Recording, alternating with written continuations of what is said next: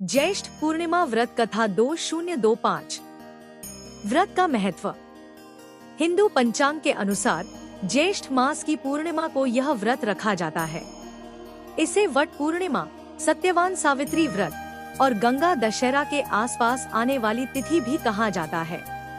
यह दिन पुण्य, तपस्या, पवित्र स्नान, दान तथा देवी देवताओं की उपासना के लिए विशेष रूप से शुभ माना जाता है। ज्येष्ठ पूर्णिमा व्रत कथा, सावित्री सत्यवान कथा। बहुत पुरानी बात है। मद्र देश के राजा अश्वपति की कोई संतान नहीं थी। उन्होंने पुत्र प्राप्ति के लिए कठोर तप किया और देवी सावित्री की आराधना की। देवी ने उन्हें एक तेजस्वी कन्या का वरदान दिया। जब कन्या का जन्म हुआ तो राजा ने उसका नाम सावित्री रखा। सावित्री जब बड़ी हुई तो उसके रूप, गुण और विद्या से सभी प्रभावित हुए, किंतु कोई भी राजा या राजकुमार विवाह के लिए आगे नहीं आया, क्योंकि सभी उसे देवी का अवतार मानते थे। राजा ने सावित्री से कहा कि वह स्वयं अपने योग्य वर की खोज करे। सावित्री ने जंगल में निवास कर रहे एक तपस्वी, धर्मनिष्ठ और सुंदर राजकुमार सत्यवान को वर रूप में चुना। परंतु नारद मुनि ने राजा को बताया कि सत्यवान अल्पायु है, वह 1 वर्ष के भीतर मर जाएगा। यह सुनकर भी सावित्री ने सत्यवान से ही विवाह करने का संकल्प लिया और अटल निष्ठा के साथ वन में जाकर साससुर की सेवा करने लगी।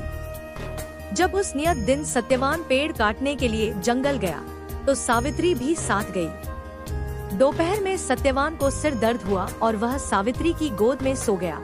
वहीं उसकी मृत्यु हो गई। यमराज आए और सत्यवान की आत्मा को ले जाने लगे।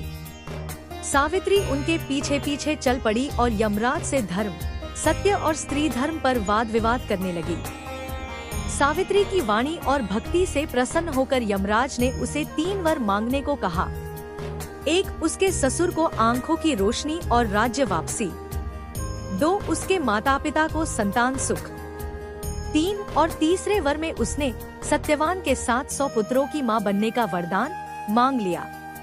यमराज यह वरदान देने के बाद सत्यवान को जीवन वापस देने को बाध्य हो गए। इस प्रकार सावित्री की दृढ़ निष्ठा, धर्म, सत्य और पतिव्रता धर्म के प्रभाव से सत्यवान को जीवन दान मिला।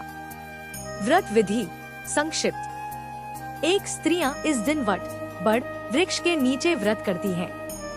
2, वट वृक्ष की पूजा कर उसके चारों ओर 7 या 108 बार सूत लपेटती हैं। 3, सावित्री सत्यवान की कथा सुनती है। 4, व्रत करके संतान और पति की लंबी आयु के लिए प्रार्थना करती है। व्रत का फल। इस व्रत को रखने से स्त्रियों को अखंड सौभाग्य की प्राप्ति होती है। पति की दीर्घायु, संतान सुख और परिवार में समृद्धि आती है।